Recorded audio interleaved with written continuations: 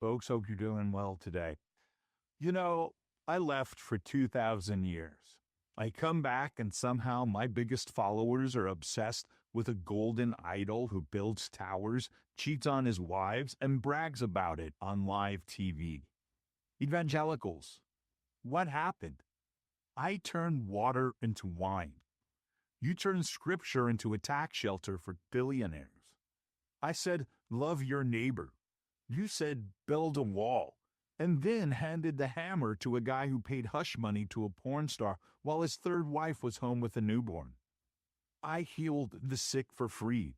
He tried to strip health care from 30 million people and called it a win. I fed the poor with loaves and fishes.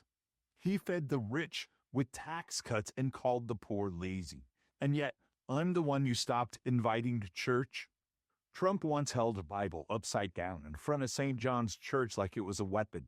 He didn't read it, he didn't open it. Pretty sure he thinks Corinthians is a hotel chain. But you cheered. You cheered when he tear-gassed protesters so he could take a photo. Then you called it defending Christianity. Let's talk morality. You used to say character counts. Then he bragged about grabbing women by the pussy, and your response was, well, King David was flawed too.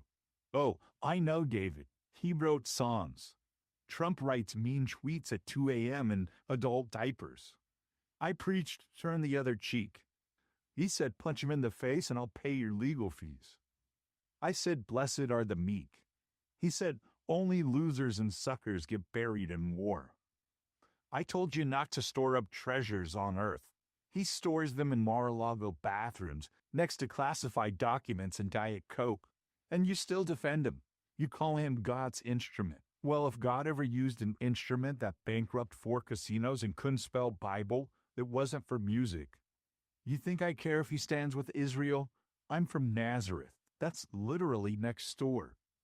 I was brown, Middle Eastern, broke, and unarmed. By today's standards, you'd have called ICE on me and said I was part of Hamas. Let's not pretend you're defending me. You're defending power, comfort, control, and maybe a timeshare in the rapture.